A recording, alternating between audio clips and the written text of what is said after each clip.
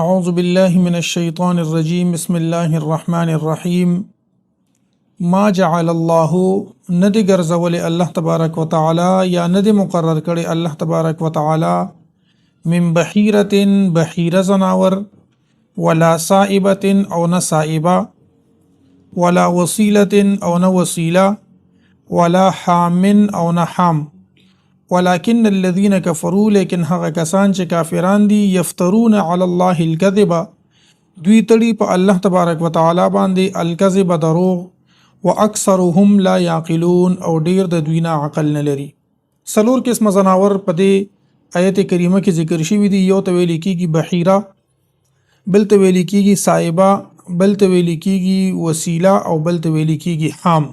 په زمانه د جاهلیت کې داسې مختلف قسم زناور چې هغه به د بوتانو په نوم باندې داسې آزاد پرې خودي شو او خلکو به وی چې د دینه به تاسو سکار او صد دینه به س خدمت به د دینه ناخله. اولنې پکې د بحیره ویل کېږي هغه ساروي ته چې د هغې غوږ سوري شوي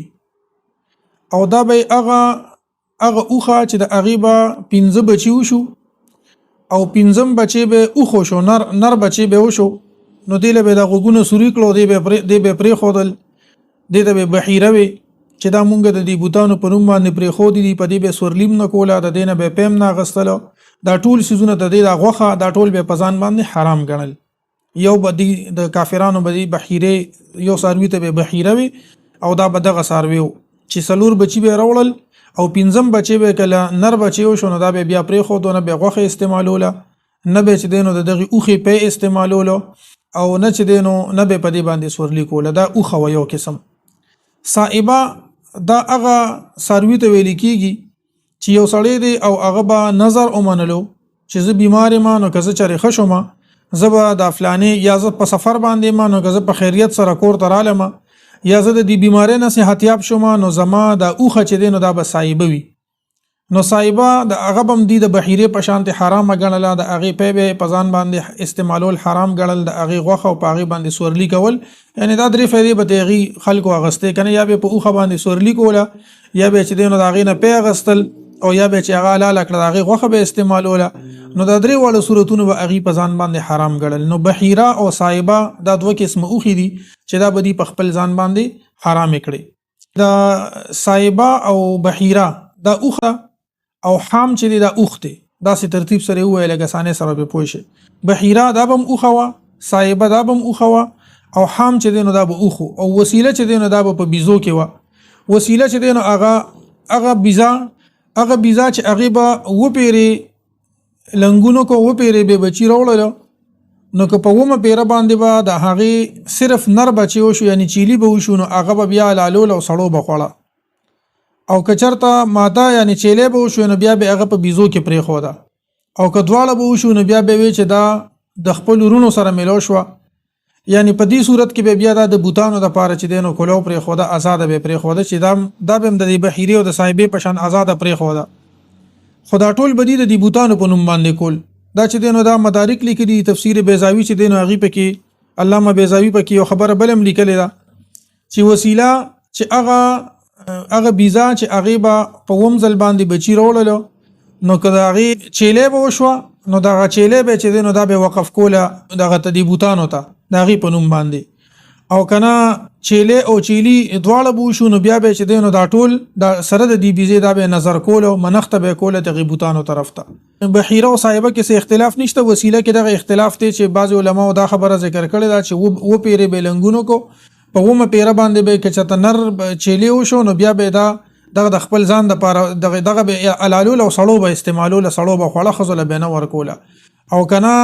دغه به وشو چیلی به وشو، نو بیا به دا چیلی پرېښوده د دې بوتانو په نوم باندې، او که نه دواړه بچي به وشو، هم به پکې نر هم به پکې ماده، نو بیا به چې دی نو دا ټول هر څه به د بوتانو دپاره پرېښودل.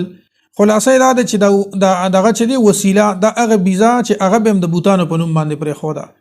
نو 3 شو. او بل حام دی، دا حام هغه اوښ ته ویل کېږي چې هغه به د اوښو سره به ملو شو، لس پیرې به چې د هغه برابر شو، نو بیا به هغه هم پرېښودو، هغه باندې به هم نه سورلي کول او نه به چې دی نو د هغه غوښه خوړه، هغه به هم په خپل ځان باندې حرام ګڼلو. نو دا څلور قسمه زناور چې په دې ځای کې ذکر شوي دي دا دغه کافرانو په خپل ځان باندې حرام ګڼلی او دا یو چې دا الله تبارک وتعالى په مونږ باندې حرام کړی دي. الله تبارک وتعالى د دې خبره رد وکړو ما جعل الله من بحيرة ولا صائبة ولا وسيلة ولا حام چې الله تبارک وتعالى خو نه بحیره نه صائبه نه وسیله او نه حام دا یو قسم زناورم الله تبارک وتعالى دا حرام کړي نه دي بلکې هغه کسان چې اغي په الله باندې دروغ تړي دا اغي دا خبرې کوي او اکثر په دې کې نه پويږي. یو مسله دې چې بلم یاد ساتي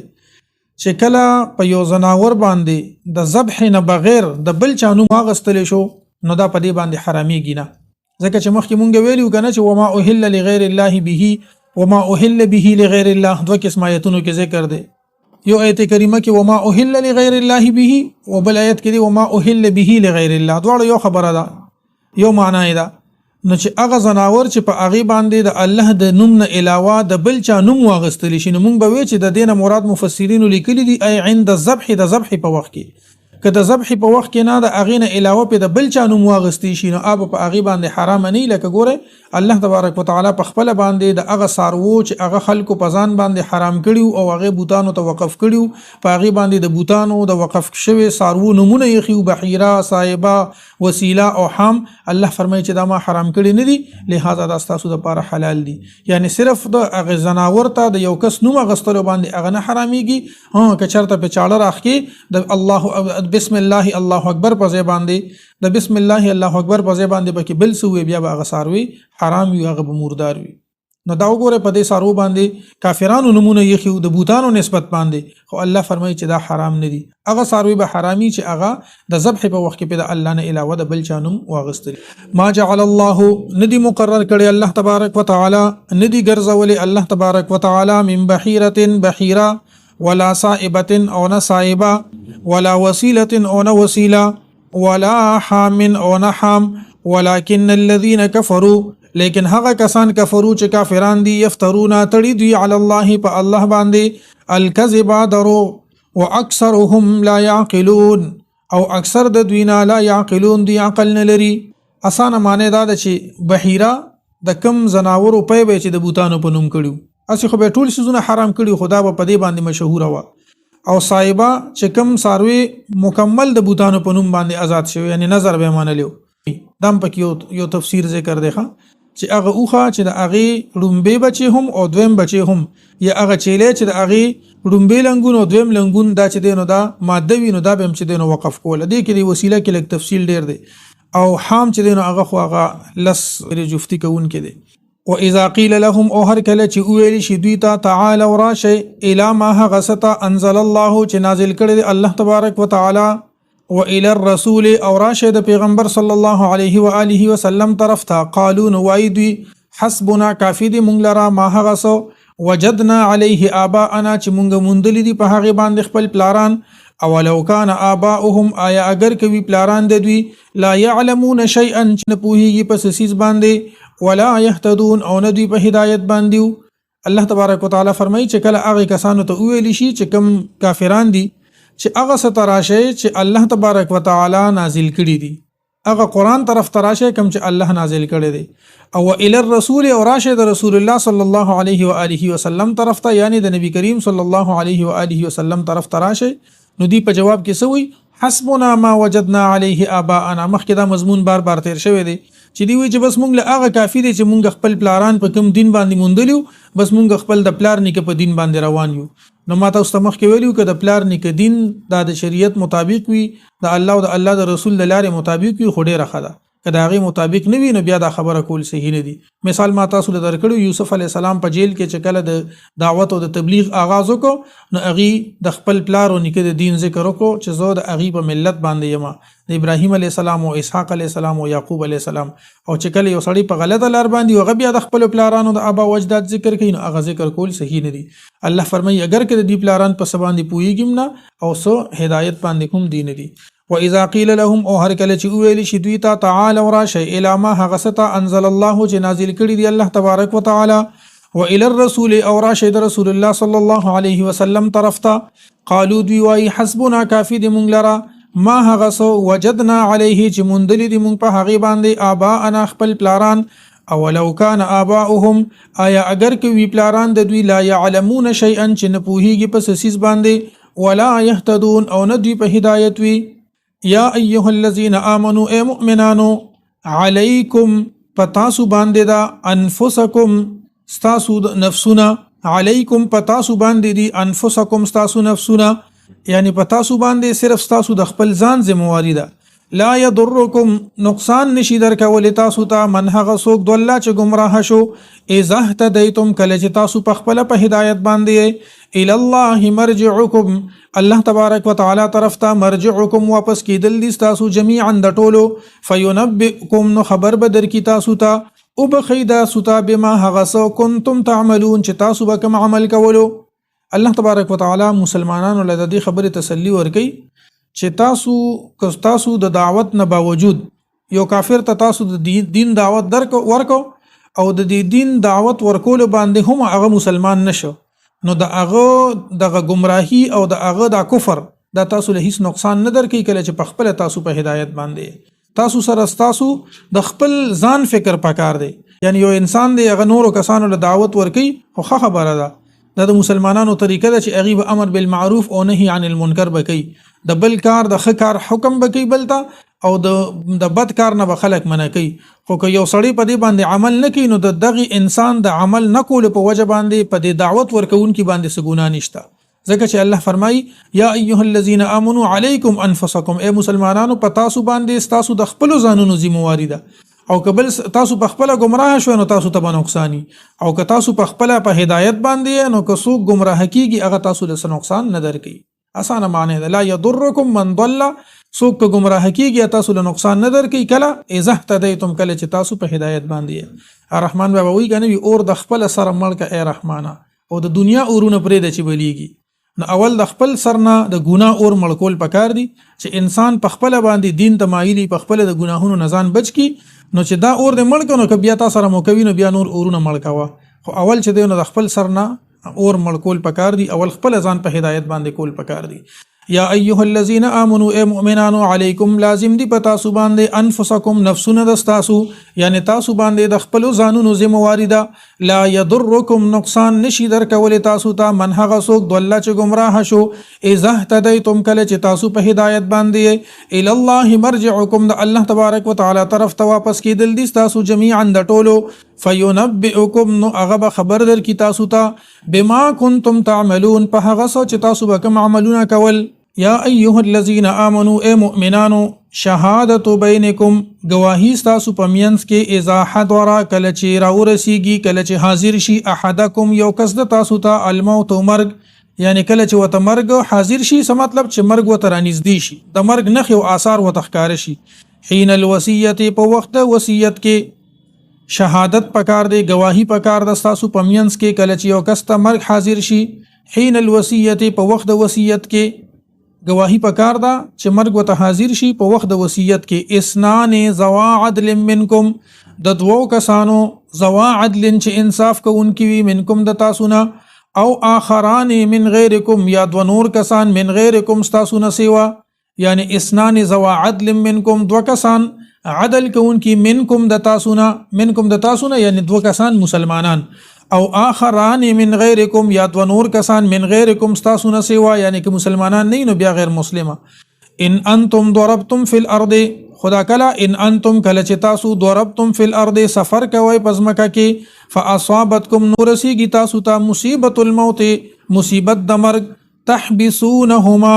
نو رئیسار کوي تاسو د غدواړه من بعد الصلاه پس د مانځنه فیقسمان بالله نو دا دواړه دی قسم اخری په الله باندې ان ارتبتم کچری تاسو شکوي لا نشتری به ثمنا چې مونږ ناخلو د دې په بدله کې ثمنن څه قیمت ولو کان ذا قربا اگر که هغه وی رشتہ دار ولا نکتم او مونږ نه پټو شهادت الله گواهی د الله ان اذا لمن الاثمين بشک مونږ با په دغه وخت کې د ګناګارو نه یو فان عسر بیا کچری معلوم شي على انهما چې بشک دا دواړه استحقا دا حقدار شو مرتکب شو الاسمن د گنا فآخران نو دو نور گواهان یقومان مقامهما اددریږي په ځای د دواړو باندې من الذين د حق خلقنا استحق عليهم چې د حق حق وهل استحق چې حق یې غوښتلی وي علیهم په دوی باندې یعنی هغه حق وهل یې غوښتلی وي الاولیان هغه چې ډیر نږدې وي دغه میت ته فیقسمان نو دا دواړه د قسم اخری بالله په الله باندې لشهادتنا چې زمونږ گواهی احق ډیر رښتینی دا ډیر حقدار ده من شهادتهما د گواهی د غړومبي دوه کسانو نه من شهادتهما د گواهی د غدوالونه وما اعتدینا او نه دې زیاتی کړي مونږه ان اذن بشک مونږ په دغه وخت کې لمن الظالمین خامخ د ظالمانو نه بيو ذالک ادنا دا حکم ډیر نږدې دی ان یاتو بالشهادت چې دوی راتللو کی په شهادت باندې چې دی ورکی گواهی علی وجهها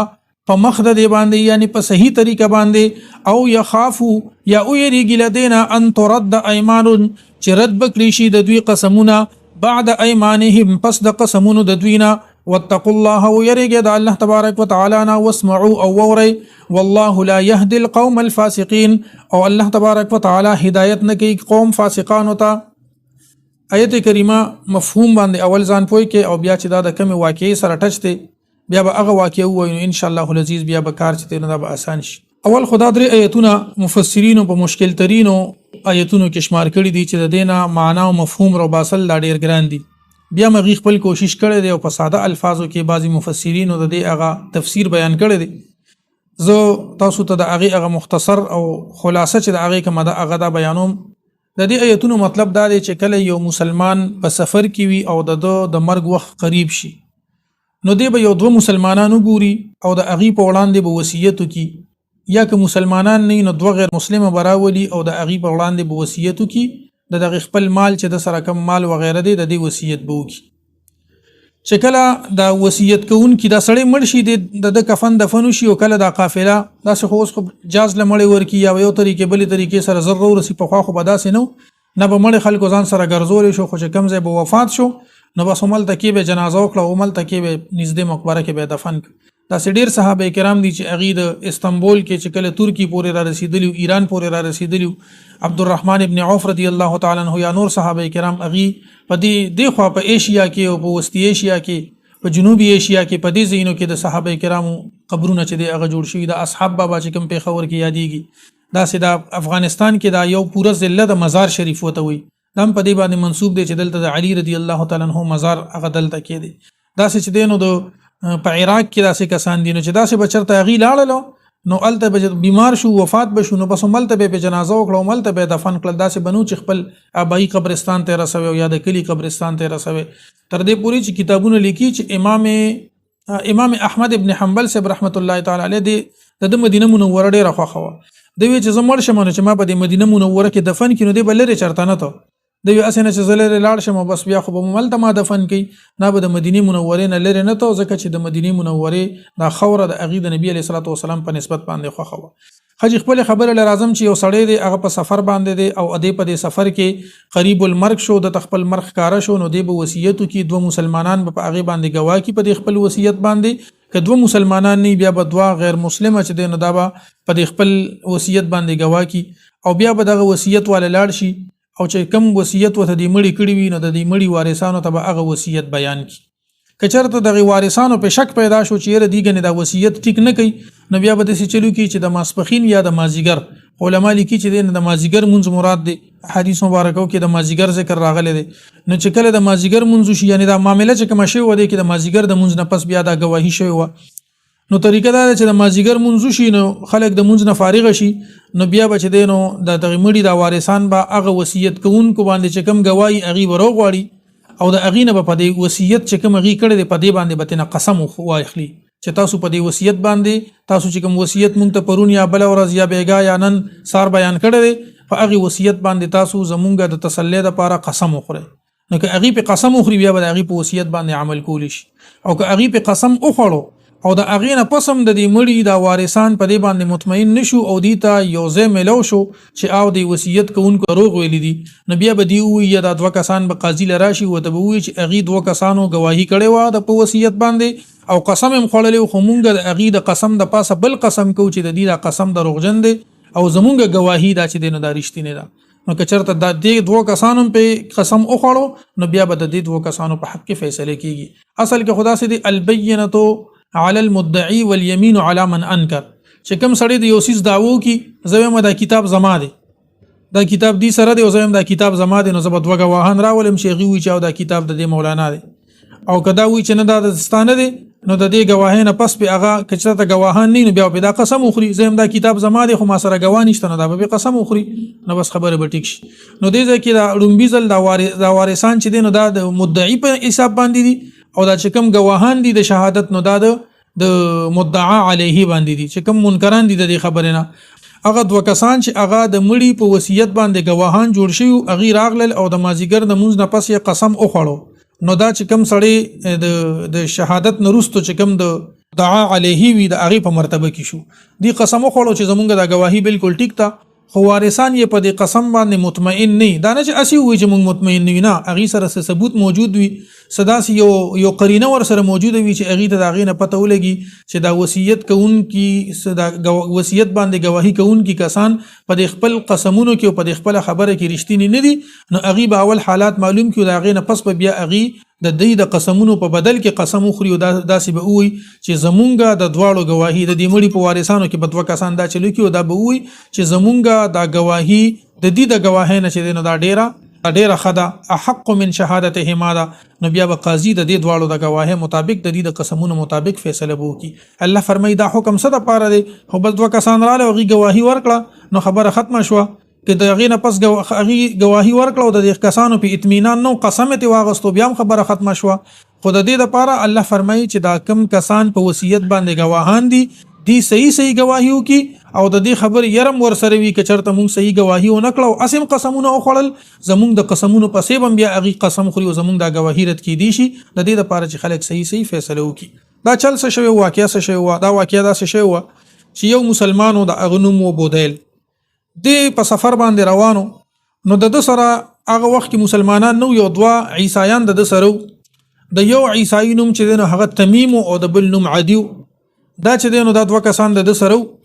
چې د کله ورسه د پلار باندې روانو نو په د باندې په د بودیل باندې بیماری رااله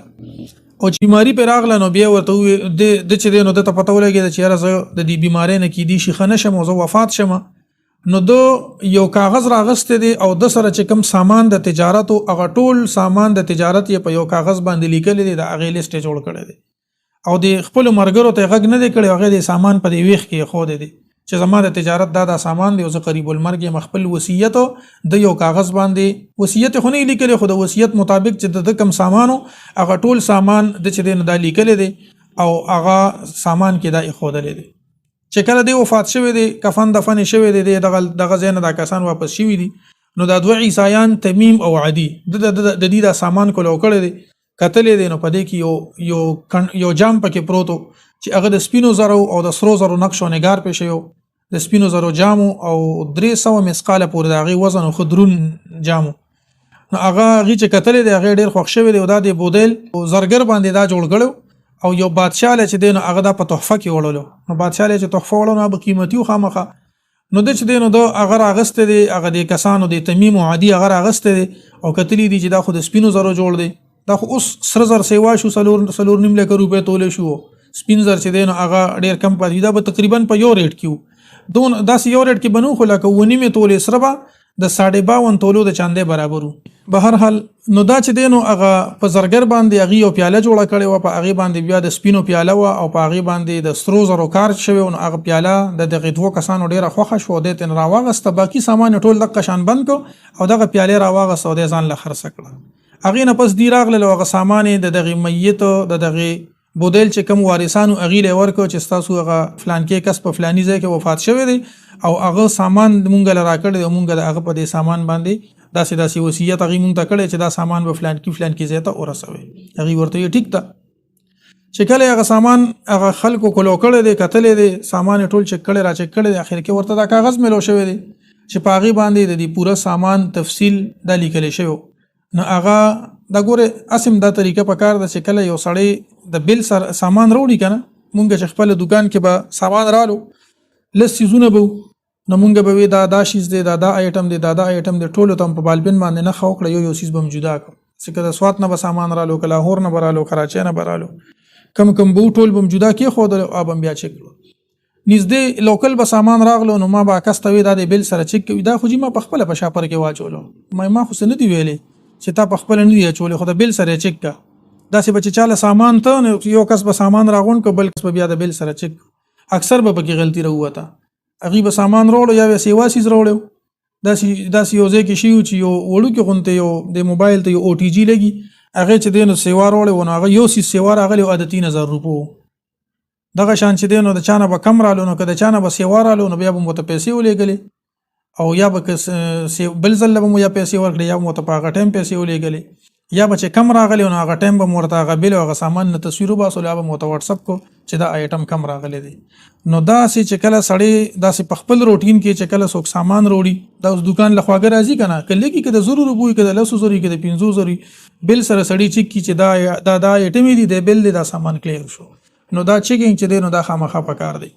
خجی نو دا کس چې دی نو د فهرست لیکلو د سامان فهرست لیکلو او په دې کې چې دی نو هغه دغه چولیو هغه لیست په دې سامان کې چولیو هغه نورو کسانو خو ته پیاله واغسته بس نور چک اپ ونه کړو هغه لیست په دې بوجه کې یا په دې ګټه کې په دې بوجونو کې پاتې شو چې کله سامان د میت د بودل له وارثانو لور کو غي سامانونه چک کړلو چې وی قتل پاغه کې یو لیست پروتو هغه غلیست راغسته دی او لیست سره یو سیس ګوري داشتا اخر کې پیاله په لیست کې لګل شوی و او په سامان کې هغه موجوده نه و چې موجوده نه ونه دی داسې ورته نه وي چې تاسو تمیم او عادی ته دا نه وي چې تاسو خلا کړی دا اول ولا وارثان را ل تمیم او عادی ته وي چې یاره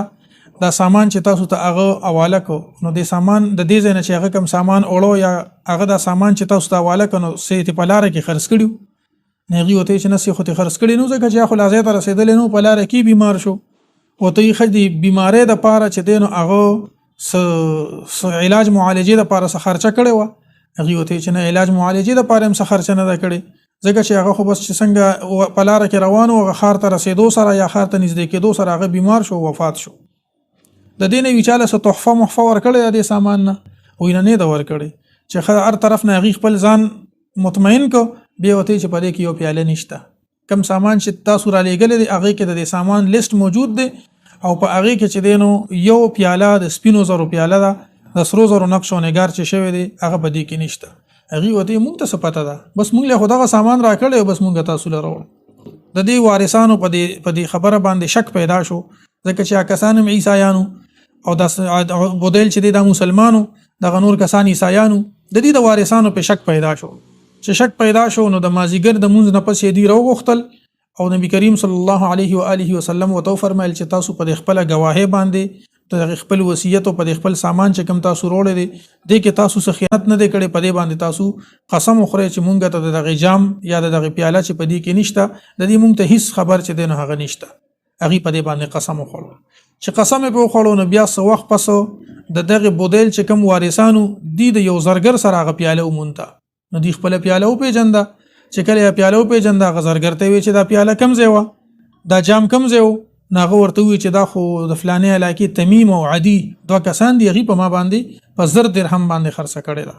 چې کله غي دا خبر او کړنو دا وارثان بیا راغله وی چې هغه دغه چې دی تمیم او عدی چې کومه گواہی کړي وا هغه گواہی مونږ قابل قبول نه ده نو اغي ته بیا دا حکم نازل شو الله تبارک وتعالى دا آیتونه نازل کړل اغي د تمیم او د عدی د گواهی خلاف قسم وخړو چې مونږ قسم خورو چې د تمیم او عدی د دې سیس کې خیانت کړي دي او یو پیاله د دینه چې دینه هغه اغسته دا هغه ته پټه کړي دا او زمونږ د گواهی د هغه د گواهی نه زیات حقدار او زیات ریښتینی او زیات معتبر ده نو بیا هغه پیاله چې کله په غي باندې ثابت شو دی گواهی وکړه نو هغه د 1000 درهم باندې اغي خرڅ کړي وا 1000 درهم د دغه تمیم او عدینه واغستلو او د بودل دی وارثانو ته چې نو ورکړل دا د دې ټولو درې وړو آیتونو خلاصه او نچوړ اول حکم بیان شوی دی او بیا چې کوم واقعیا شوی په هغه کې دا دغه طریقې سره دا کار شوی الله تبارک وتعالى دا آیتونه نازل کړ یا ایها الذین آمنوا ای مؤمنانو شهادت بینکم گواہی پکار دا تاسو پمینس کې اذا حضر هر کله چې حاضر شي راو رسیږي احدکم یو کست تاسو ته الموت او مرګ حين الوصیت په وخت د وصیت کې گواہی پکار دا په وخت د وصیت کې اسنان ذوا عدل د دوو عدل کوونکو د دوو کسانو د دوو سړو عدل کوونکو منکم د تاسو نه یعنی د مسلمانانو نه او آخران که مسلمانان نه او آخران یا دو نور من غیرکم سوا تاسو نه ان انتم ضربتم فی الارض کله چې تاسو سفر کوئ پزمکه کې دې ځای پورې اسانه خبره ده چې کله تاسو په سفر کې او تاسو ته مرګ را نږدې شي نو تاسو گواهان مقرر کړئ یا مسلمانان یا غیر مسلمه چې کله تاسو سفر کوئ او په تاسو ته مرګ را ورسیږي یعنی دا مرګ دا مصیبت تاسو ته را ورسیږي نو تاسو له پکار دي چې په خپل وصیت باندې دوه گواهان اوساتئ فاصابتکم نو پس ورسیږي تاسو ته مصیبت الموت مصیبت د مرګ تحبسونهما اوس چې کله دا کسانو گواهیو کی د دې د گواهی نه پس کې پدی باندې شکمن یا نو دې د منځ نه پس ایثار کې او قسم ته نواخله په الله باندې تحبسونهما نو ایثار کې دغه دواړه من بعد الصلاه مسلمان یو که غیر مسلم وي تحبسونهما را ایثار کې دا دواړه یا راوغاړه دا دواړه من بعد الصلاه پس د منځ نه فیقسمان بالله نو دا دواړه د قسم خوري په الله باندې ان ارتبتم کچره تاسو شک کوئ لا نشتری به چې مونږ ناخلو به په دې په بدله کې سمنن قیمت ولو کان ذا قربا اگر که هغه وی رشتہ دار یعنی چې مونږه که تاسو شک کوئ چې را د دې په دې صد د گواهانو په صداقت باندې مشک وي نو بس د دینه چې دینه دغه خبرو کې چې مونږه لا نشتری به سمنن چې مونږه د دینه هیڅ قیمت او هیڅ عوض او بدل نه دی اغسته ولو کان ذا قربا اگر که هغه نږدې رشتہ دار وي او په دې خبره باندې به گواهی واخلې ولا نکتم شهادت الله او مونږ نه پټو گواهی د الله ان اذا لمن الاسمين مونږ په دغه وخت کې د ګناګارو نه یو د مونږ نه پس به ایثار کې او دا قسم به واخلې چې مونږ د دینه هیڅ چیزو د دې په عوض کې هیڅ چیز نه دی اغسته او مونږ د الله د جانب نه چې کوم گواهی مونږ ته په وصیت باندې شوی او هغه کې مونږ هیڅ سم پټونه کني مونږ به د ګناګارانو نه یو نو بیا فإن عسر پس که چرته معلومه شي على انهما استحق اسما چې دا دواړه مرتکب شوي دي د ګناه دا پته ولګي چې دغه دوه کسانو گواهی کړي وا خو د دې گواهی ټیک نه و فآخران نو دوه کسان نور یقومان او د درېږي مقامهما په زید د دواړو باندې من الذين د هغه کسانو نه استحق عليهم الاوليان چې د هغه حق وخل شوی دی استحق چې حق غختل شوی دی عليهم د دوی خلاف الاوليان هغه چې هغه ډیر نږدې وي دی مړی ته د مړي د وارثانو نه بدوا کسانو د دې په ځای باندې ودرېږي نو سبو کې فیقسمان بالله دا دوا کسان به د مړي د وارثان به قسم خوري په الله باندې له شهادتونه چې خامخا زمونږ گواهی دی به قسم خوري د خدا قسم په مرتبه د شهادت کړي چې زمونږ گواهی احق من شهادتهما دا ډیر رښتینی دا د هغې د گواهینا و معتدینا او زیاتې نه دی کړي مونږه ان اذا لمن الظالمین بشک مونږ په دغه وخت کې د ظالمانو نه یو دغه دوه کسان بیا د هغې خلاف گواهی کوي الله فرمایي چې د دوه کسانو د مړي د وارثانو گواهی ته څه اجتو دا ځکه ذالک ادنا دا حکم دا خبره ځکه دا ادنا چې دا ډیر نږدې ده ان یاتو بالشهادت دا چې دوی راتللو کی په شهادت باندې علی وجهها د دې په مخ باندې یعنی چې گواهی په صحیح مخ باندې روان دي په صحیح طریقې سره گواهی وکي او یخافو یا او یریږي د دینه ان ترد ایمانون چې رد بکړي شي د دې قسمونه بعد ایمانهم پس د دوی د قسمونو نه چې دی صحیح گواهی وکي د دې لپاره چې دی او یریږي اسنه چې مونږ په دې قسم موکو او زمونږ قسم بیا چې دینو غنی رد شي واتقوا الله او یریږي د الله نه واسمعوا او خوري والله لا يهدي القوم الفاسقين او الله تبارک وتعالى هدایت نکي قوم فاسقانو ته صدق الله العظیم وصلى الله تعالى على خير خلقه محمد واله واصحابه